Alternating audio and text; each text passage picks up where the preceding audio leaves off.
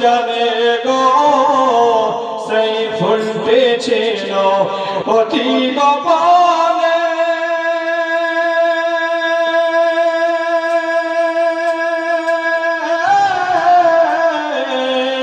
সেই ফুলের মর্ম কেউ না জানে গো সে ভাগ্যক্রমে ফুলটা পাইলেন হযরত আব্দুল্লাহ।